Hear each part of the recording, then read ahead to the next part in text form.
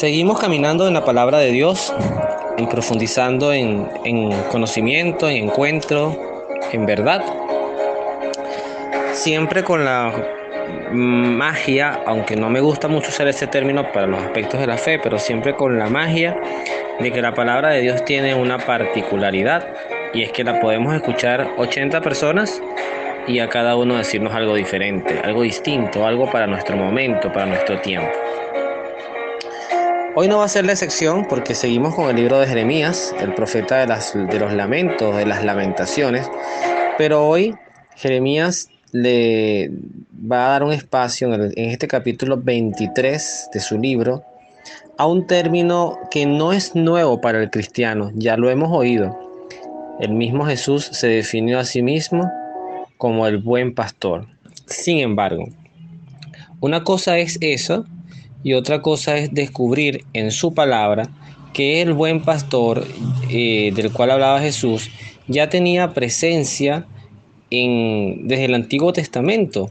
Ya estábamos viendo a un Jesús que muchas veces cuando nos habla, lo que hace es reafirmar lo que ya estaba revelado desde los profetas en el Antiguo Testamento. Jesucristo se hizo como esa firma en su evangelio, que le dice al mundo que lo antiguo es y que lo nuevo también es, que con él toda la palabra se centra, se hace plena. Y por eso qué bonito lo que vamos hoy a descubrir, que ya desde Jeremías, muchos siglos atrás, antes de la encarnación de nuestro Señor, ya Dios nos hablaba del buen pastor, pero además también tenemos que reflexionar hoy, y quizás esta reflexión no va dirigida a criticar a nuestros sacerdotes religiosos o religiosas, catequistas, líderes, sino a hacer una mirada introspectiva desde cada quien, desde lo que es, cómo figura como un pastor, porque todos tenemos un rebaño que cuidar. Yo tengo el mío, pero sin duda más firmemente o más fuertemente se afianza esta idea en los consagrados, porque los consagrados tienen a su custodia feligresía, parroquias, iglesias filiales, colegios, y aquí siempre me detengo, colegios. Y ante todo eso que Dios ha permitido que esté bajo sus administraciones, Dios les va a pedir cuenta y nos va a pedir cuenta. Yo también trabajo en un colegio y trabajo como administrador, y Dios me va a pedir cuentas. Otro aspecto muy importante sobre este punto, y vuelvo un poquito a lo que quería decir ahorita, no es centrarnos en la crítica, sino es que cada quien pueda hacer una mirada dentro de sí, y si vemos algunas imperfecciones en el otro, más que agarrarnos de eso para destruir, es orar y pedirle a Dios por nuestros pastores, especialmente por el Papa Francisco y por quienes llevan estos tiempos la cabeza de la Iglesia Católica. Hay otra idea que quería compartir cuando estaba ahorita justamente buscando los textos que íbamos a desarrollar. Cómo Jesucristo, muchas de las cosas de las que él hablaba ya estaban en la palabra de Dios, o sea, ya estaban en estos escritos del Antiguo Testamento, en la religión judía sería en la Torá, y Jesucristo, por ejemplo, cuando hace esa lectura que además él está en la sinagoga, una de las primeras apariciones públicas que él tiene, esa lectura de Isaías que dice: el Espíritu de Dios está sobre mí y me ha ungido para proclamar la buena nueva a los pobres. Y después Cristo dice: esto hoy se ha cumplido. Desde ahí, Cristo, igualmente con los salmos, Dios mío, ¿por qué me has abandonado? Es un salmo de la Biblia. Jesucristo hablaba mucho de la palabra de Dios. Es impresionante, desde su propia palabra, Él es Dios. Pero lo que quiero decir es cómo Jesucristo se hizo compositor y además cantautor, por así decirlo, cantante de su propia palabra. Y les hago eso es bonito descubrirlo, porque yo hace como un año, no sé, no tengo la fecha muy exacta, pero tampoco es hace mucho. Recuerdo que en YouTube estaba viendo buscando conciertos. Hay veces que uno le da, no es muy común en mí, pero a veces uno le da por escuchar música en YouTube. Mi esposa sí es más ganada a eso. Yo soy más a mí me gusta es cantar, pero por irme a ver así conciertos no soy muy de esa línea. Pero bueno, particularmente llegué a un cantante, si no me equivoco, panameño, que se llama Omar Alfano, y me puse a escucharlo.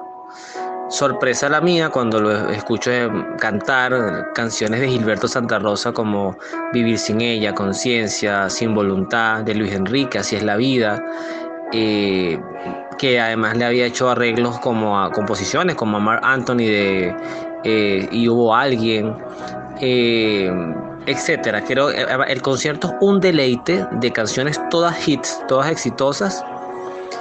Y sorpresa la mía que Omar Alfano era el gran compositor de todos estos artistas. Entonces lo correcto no era decir las canciones de Gilberto Santa Rosa, sino que Gilberto Santa Rosa cantaba las canciones de Omar Alfano.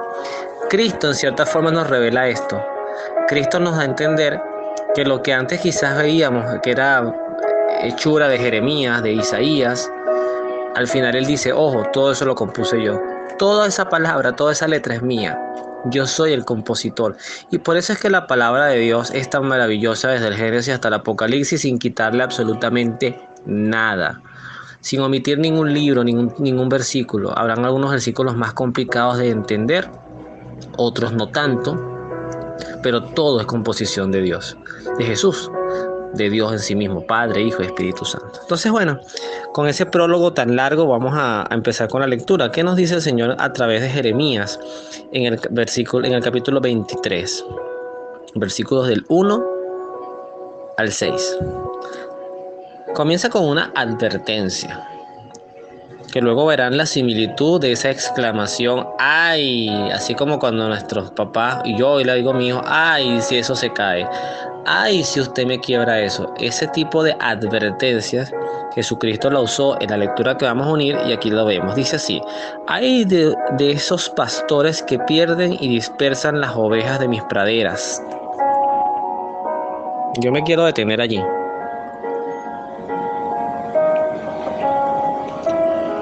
Porque si hay algo delicado, grave, es la mala praxis espiritual. Miren, esto es tan delicado que cada vez que pasan los años, yo siento, hablo desde mi tiempo, no estoy hablando de tiempos que yo no viví, pero en la evolución de mi tiempo, yo noto que cada vez que pasan los años, cada vez como que se hablara menos de la salvación, que la salvación ya fuera un hecho, se habla menos del pecado.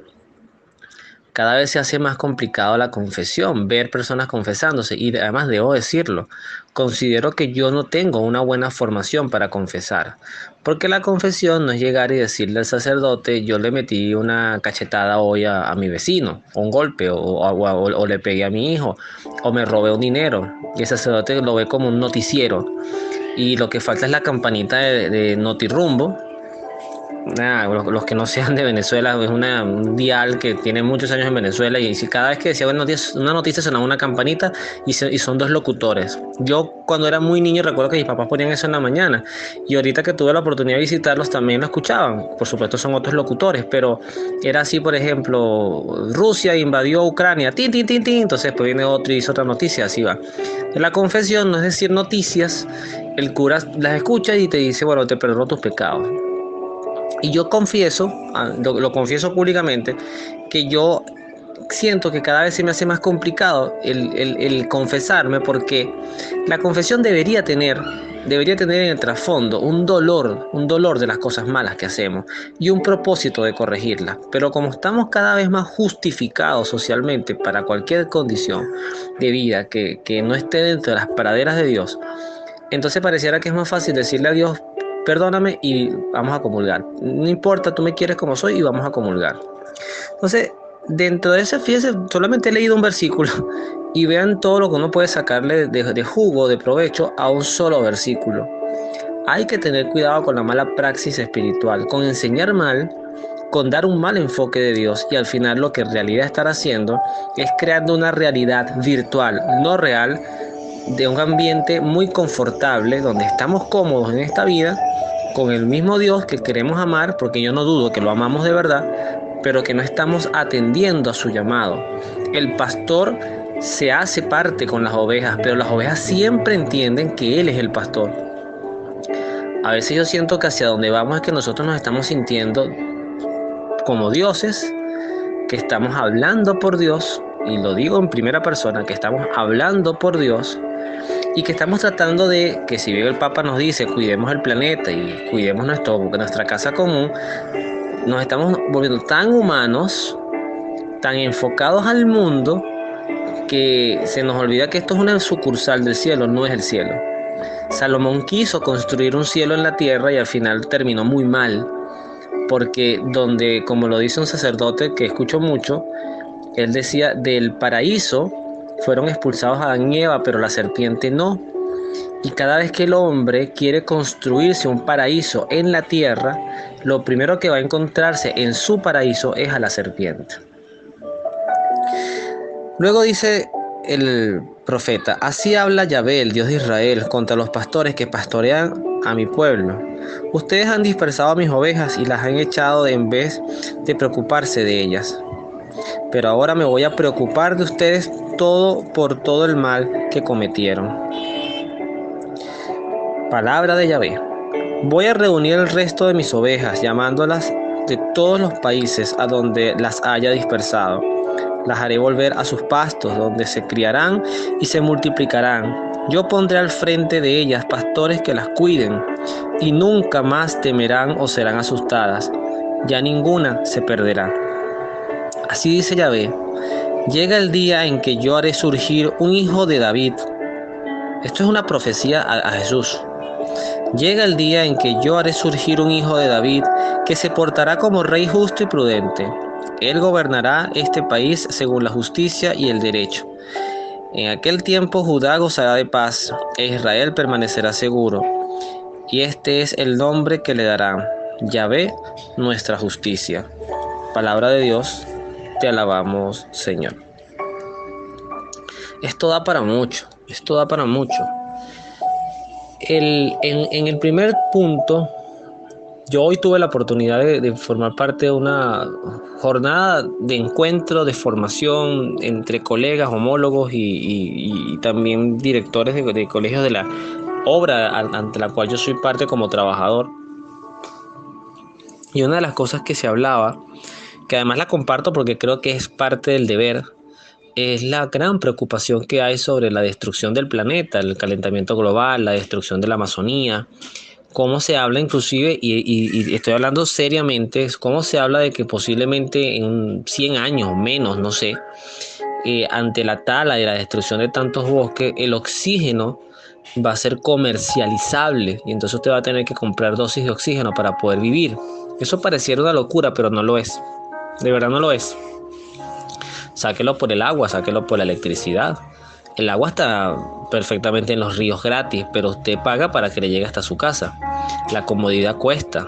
Si tenemos partes del planeta donde no va a llegar oxígeno, esto no es descabellado pensar que se vaya a comercializar. Y todo es producto precisamente de la destrucción progresiva, del consumo desproporcionado y codicioso que ha tenido el hombre sobre la creación en sí misma.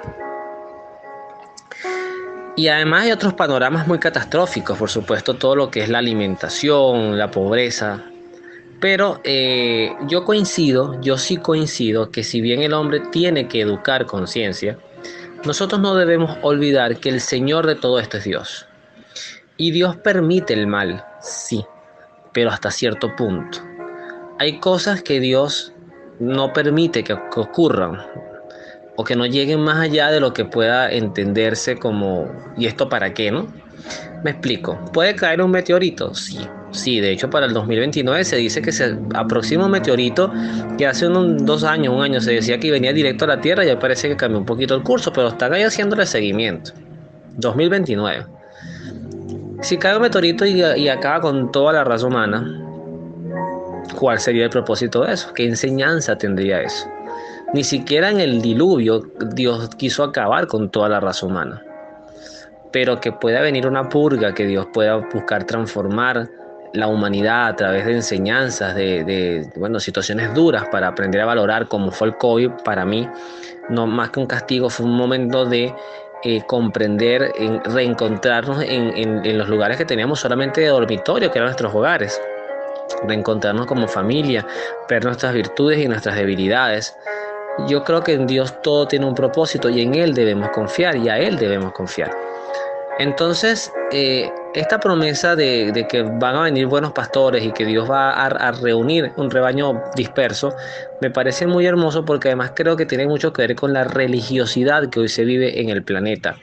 Hoy pareciera que somos creyentes de todos, parecemos las culturas atenienses, donde mientras más dioses tengamos, pues más protegidos nos sentimos, mientras más ritos y mientras más energías y mientras más confianzas pongamos, por ejemplo, como les decía la lectura del domingo, confianza en el dinero, confianza en el poder, confianza en el trabajo, confianza en mi inteligencia, confianza en mi belleza, confianza en mi salud, todo lo que acabo de nombrar, cosas finitas. Y olvidarnos, poner la confianza en Dios, ahí empiezan los problemas. Porque al final el mismo Jesús lo dice, no se puede tener dos dioses, no se puede dos amos, porque al final no se puede servir a Dios y al dinero, porque vas a terminar amando más a uno y despreciando al otro. Y eso es verdad. En esa línea de uniones, pues vamos al Evangelio de Lucas. Es un evangelio un poco largo, pero quiero contextualizarlo para no hacerlo tan denso. Jesucristo se coloca enfrente de los fariseos, o sea, está con los fariseos. ¿Y quiénes eran los fariseos? Los fariseos eran gente mala, no. El término hoy sí está cargado de cosas negativas. El fariseo hoy es sinónimo de hipocresía, de dureza, de dogmatismo, de abusos inclusive, de comodidades, así como también eran los saduceos. Pero el fariseo era un hombre de Dios, ojo, eran como sacerdotes, eran personas del templo. Estaban los saduceos, los fariseos, que la diferencia entre ellos era que uno creían en la resurrección y los otros no. Estaban los levitas, estaban los maestros de la ley, estaban los soldados del templo, o sea, y todos tenían que ver con Dios. Y era gente genuinamente creyente, solamente que sumergida en sus propias doctrinas. Habían hecho de la ley no solamente un látigo para la sociedad, sino prácticamente a Dios lo habían encerrado en la jaula de la ley. Y San Pablo, Saulo de Tarso, era fariseo. Entonces Cristo se consigue a estas personas y justamente en un compartir, en una comida, uno de los fariseos se da cuenta de que Jesucristo no se había lavado las manos antes de ponerse a comer. O sea, hoy, además con el COVID, bueno, en conclusión, una cochinada lo que hizo el Señor, ¿no? Pudieron entenderlo el fariseo. Bueno, la ley, pero es que además fíjense de dónde él lo trae.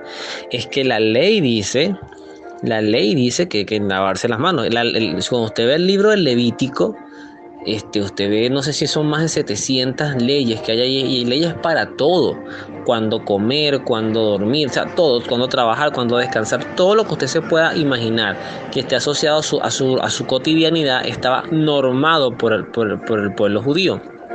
Entonces, pero además era una gente que estaba como buscándole la caída a Jesús, ¿me explico? Entonces el Señor, al ver esto, al ver esta incomodidad que él había causado, dice: así son ustedes los fariseos, ustedes limpian por fuera las copas y platos, pero en el interior de ustedes está lleno de rapiñas y perversidades. Wow, vaya forma de empezar un discurso nuestro Señor, ¿no? Por eso es que cuando a mí me hablan nada más del lado misericordioso de Jesús, que sí lo tenía y era infinitamente grande, hay gente que omite estas cosas que son muy chocantes. Jesucristo era, lo voy a decir en un término muy respetuoso, porque además creo que esto no es una enfermedad, era como los jóvenes o las personas que tienen una condición, un espectro autista, especialmente esa Asperger, que son personas muy frontales, o sea, que no tienen el doble sentido y como las cosas las dicen, las sienten. Y eso también se ve mucho en los niños. Mi hijo es así. Mi hijo te puede decir cosas, además muy como que no lo esperarías un niño de 5 años, pero además muy frontales. O sea, te puede expresar sus emociones y te puede decir: esto no me parece, esto no es justo. Inclusive yo lo he escuchado al decir: esto no me parece justo. Entonces hay términos inclusive como o pueden pegarte un grito o bostezar y decir que fastidio, estoy aburrido, y estás en una conversación con alguien que efectivamente a todos nos tiene muertos de aburrimiento, pero que por educación no se lo decimos. Entonces Jesucristo, en esa verdad excesiva que él tenía, le dice esto. Pero además fíjense la exclamación que es la traducción de la Biblia latinoamericana. No sé si en el griego o en el arameo sea la traducción más certera, pero aquí lo que dice el texto es estúpidos. Con eso termina el versículo 39. Estúpidos. El que hizo el exterior no hizo también el interior. Pero según ustedes, simplemente con dar limosna todo queda purificado. Vean ustedes hacia dónde va el Señor. Y aquí empieza, aquí agarró fuerza. Pobres de ustedes, fariseos. Hoy nos lo pudiera decir a nosotros, administradores, directores, sacerdotes, párrocos, catequistas, religiosas, rectoras, provinciales, obispos, cardenales y hasta papas. Pero también papá y mamá de familia, todo el que tenga su pequeño rebaño. Ojo con esto. Pobres de ustedes, fariseos, ustedes dan para el templo la 10ª parte de todo, sin olvidar la menta, la ruda y las otras hierbas, pero descuidan la justicia y el amor de Dios. Esto es lo que tienen que practicar sin dejar de hacer lo otro. Pobres de ustedes, fariseos, que les gusta ocupar el primer puesto en las sinagogas y ser saludados en las plazas. Ay de ustedes, fariseos, porque son como esas tumbas que apenas se notan. Uno no se da cuenta sino cuando ya las tienes pisadas. Un maestro de la ley tomó entonces la palabra y le dijo: Maestro, al hablar así, nos ofendes también a nosotros. Wow, pero es que es así. Yo creo que yo me hubiese ido. Si yo hubiese estado en ese gremio, yo me hubiese ido, me hubiese parado, lo hubiese insultado y me hubiese ido, porque en realidad eran palabras muy duras. Y este señor siente su corazón tocado y ofendido. Aquí Jesucristo no fue el más diplomático de todos los discursos. Y él le contesta: Pobres ustedes también, maestros de la ley, porque imponen a los demás cargas insoportables y ustedes ni siquiera mueven un dedo para ayudarles. Este es en resumen. Fíjense ustedes, por eso es que la imagen del buen pastor es tan importante, porque el pastor es el que se carga la oveja en su cuello. Dicen los expertos, lo escuché una vez, que cuando el pastor tiene una oveja muy renuente, muy traviesa, le parte la pierna, así como escuchan, le fractura la pierna y luego se la cuelga en el cuello mientras se le sana. Y en ese interín la oveja aprende a obedecer a su pastor. Pero además no solamente es que le genera la herida, sino que la cuida. No quiero decir con esto que se fomente la violencia hacia los animales o que está bien que tu esposo te caiga cachetadas pero después te dé una flor. No. Pero lo que quiero decir con esto es que el pastor vela porque sus ovejas aprendan a obedecerle, a seguirle y a tener también el discernimiento de ver las amenazas del lobo, que el lobo puede ser cualquier cosa, el pecado, la tentación, cualquier cosa. Entonces, a veces somos muy rápidos en juzgar la vida de otras personas y yo creo que desde la fe también aprendí a hacer eso. Uno ve a una persona de X condición, no voy a tener ninguna en particular, cualquier condición de vida que raye fuera de lo normal, que nosotros podemos ver como normal. Y está comulgando o está catequizando o va a la misa y es escandaloso que esté allí y ya automáticamente le señalamos, a veces hasta buscamos que se vaya y resulta ser que Dios, que es el único autorizado a juzgar, ve los grises de cada ser humano y cada ser humano es lo que es porque para llegar ahí tuvo que tener una historia de vida, algo lo llevó a ser lo que hoy es. Y cuando tú sabes que Dios conoce los grises y que Dios ama incondicionalmente, creo que haríamos un retroceso al juicio y valoraríamos cada quien que esté allí, porque al final cada uno tiene que preocuparse qué cuentas va a rendir al amo, qué cuentas va a rendir a su pastor. Entonces, también dice el Señor: pobres ustedes que construyen monumentos a los profetas. ¿Quién los mató sino los padres de ustedes? Así pues, ustedes reconocen lo que hicieron sus padres, pero siguen en lo mismo. Ellos se deshicieron de los profetas y ustedes ahora pueden construir. Hasta ahí voy a hacer el texto, si no me equivoco, voy a consultar las citas y hasta el versículo 48, es decir, palabra del Señor, gloria a ti, Señor Jesús. Porque al final creo que esto deja una gran enseñanza. Primero, de verdad, Dios es celoso con su palabra. Recuerdo en una funeraria, un testimonio, no voy a decir la persona, pero llegó una persona con una pulserita de estas santeras, que son amarillas con verde. Y la más viejita que estaba allí, que además era familiar de esta persona, lo llama y le dice, ¿qué haces tú con eso? Y él le dice, no, bueno, eso es protección. Y él le dice, y le dijo estas palabras: Dios es un Dios celoso. Y en cierta forma es lo mismo que a ti te pasa con tu familia. A ti no te gusta que hablen mal de tu familia. A mí no me gusta que hablen mal de mi hijo, ni de mi esposa, ni de mis padres, ni de mi hermano. No me gusta que se metan con los míos, ni que los ofendan, ni que los calumnien. Me molesta además porque lo veo en mi trabajo, a veces como hay muchos discursos hacia la queja, hacia el no reconocimiento de lo hecho, sino hacia lo que falta por hacer. Y entonces uno se siente como que uno nunca ha hecho nada. Y eso me ha pasado. Así como también debo reconocerlo, que en mi soberbia hay veces que uno siente que se la está comiendo y no te la estás comiendo. Hay personas que necesitan hablar contigo, expresarte sus molestias, sus tristezas, sus miedos, sus dudas, y a eso hay que sacarle tiempo. Y uno trata, pero siempre se puede hacer mejor. Dios nos invita a escuchar, a acompañar, a ser pastores, pero también no olvidar que somos ovejas y que necesitamos la guiatura del Señor, y que mientras nos mantengamos unidos al pastor, protegidos por la cerca de su doctrina, de su palabra, de sus sacramentos y dentro de sus praderas, estamos pues garantizando lo más importante que tiene la vida, que es la salvación. No lo olvidemos.